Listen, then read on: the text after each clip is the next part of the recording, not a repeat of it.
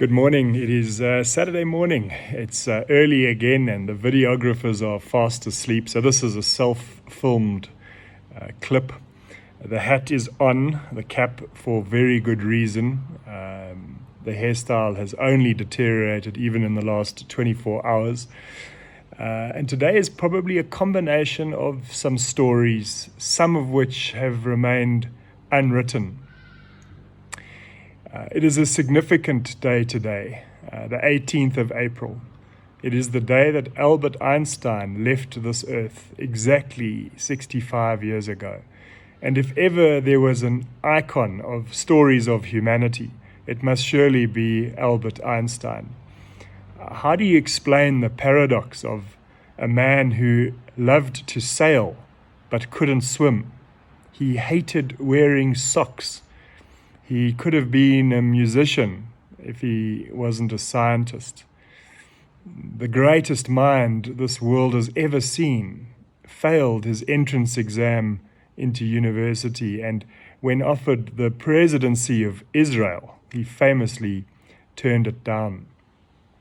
I spoke a few days ago about the Sisyphus branch, the buffalo thorn, that wachabiki with the hooked thorn and the straight thorn.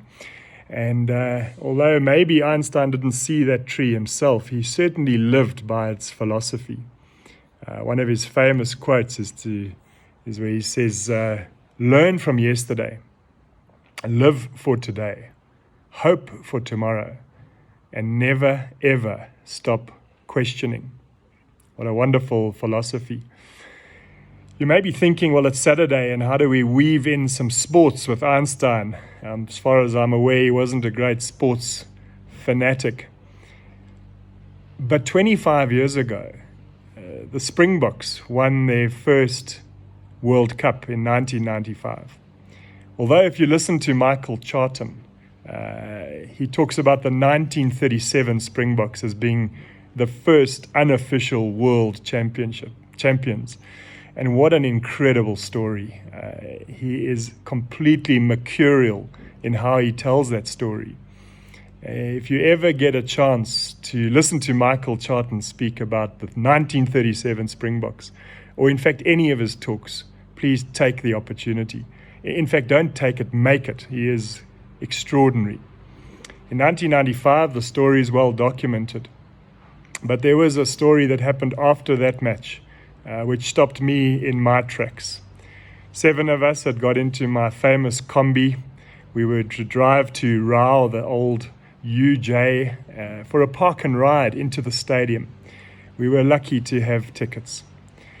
The game unfolded, the celebration started, and late into the evening, we realized that we were now in the streets of Ellis Park and that we needed to get back to our car. Here were 7 white guys ambling around the streets, and as I've tried to tell my own children, nothing good ever happens after midnight. We needed a lift. We walked to the garage nearby, and there was a taxi with an OHS number plate, Harry Smith in the Free State. Well, we thought, here's our chance to be completely fleeced. 7 white guys looking for a lift in the dead of night from downtown Johannesburg. And we hid everything. We hid our watches. We hid our wallets. We put cash into our shoes.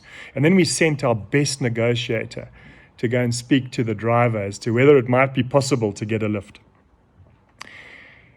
Our negotiator came back, and his eyes were wide open. And we said, well, what did he say? He said, well, his name is Johannes. I suspect that name was given to him from a throwback era, and that he had a far more exciting name. But Johannes said to him, on a day like this, how can I charge you?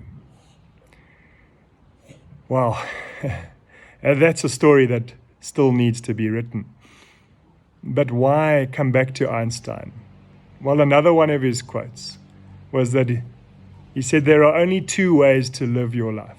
The one is as though nothing is a miracle, and the other is though everything is a miracle.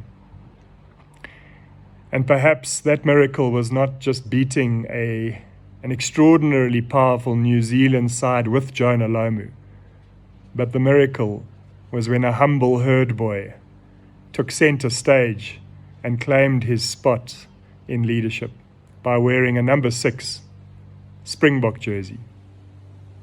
And maybe in that moment, everything was a miracle. So enjoy today and look for all those miracles that may be out there. Have a wonderful Saturday and see you tomorrow.